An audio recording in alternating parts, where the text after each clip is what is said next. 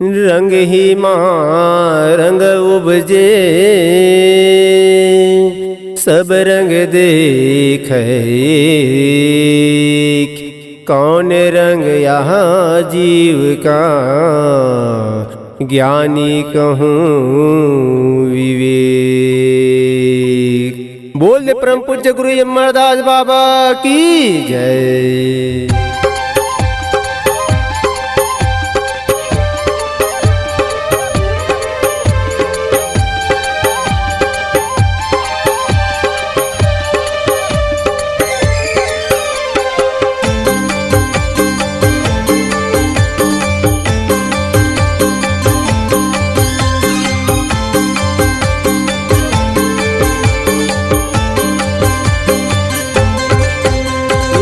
पेरी तालाब के माही माहे भारी गा, डुबकी लगावे मुँह साबन नारी। ये पेरी तालाब के माही माहे भारी गा, डुबकी लगावे मुँह साबन नारी।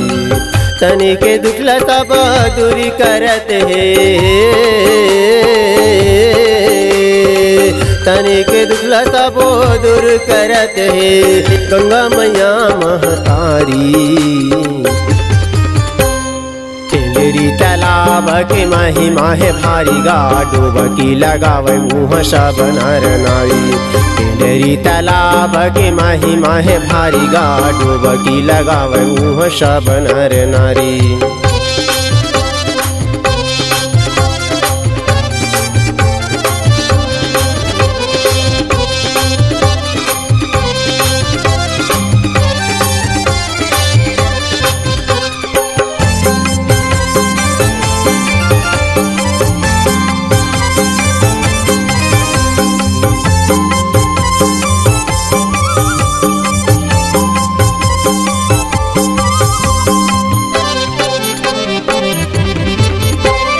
अमरदास गुरु वहाँ आसन लगाए हैं, गंगा मैया ला बाबा धरती माँ बलाए है।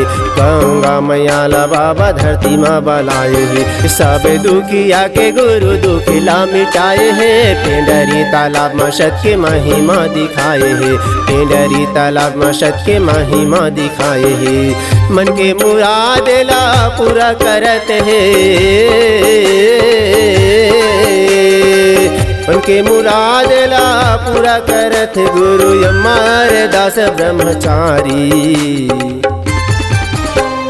पेंडरी तालाब के माही माहे भारी गा, डुबकी लगावे मुँह साबन नारी। ये पेंडरी तालाब के माही माहे भारी गा, डुबकी लगावे मुँह साबन नारी।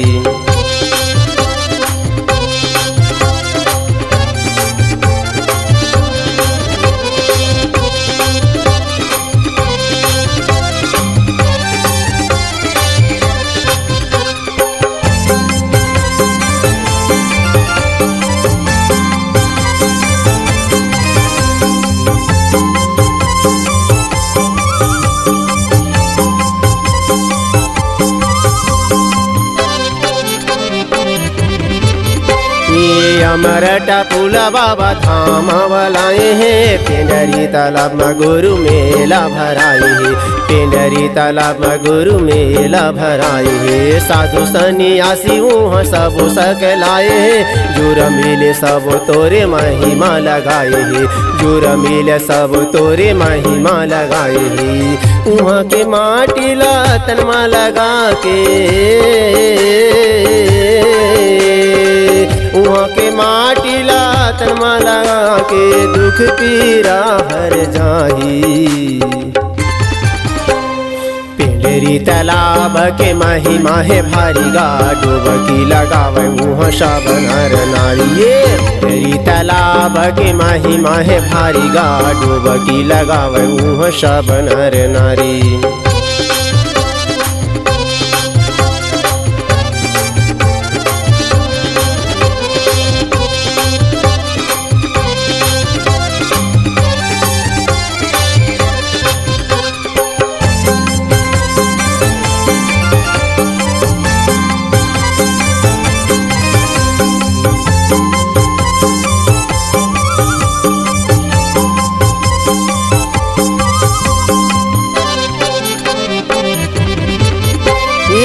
ये ऊंचे नीचे उहाँ नहीं ये भेद भावे हो। मन के एक बरोबर सबो एक समान हो।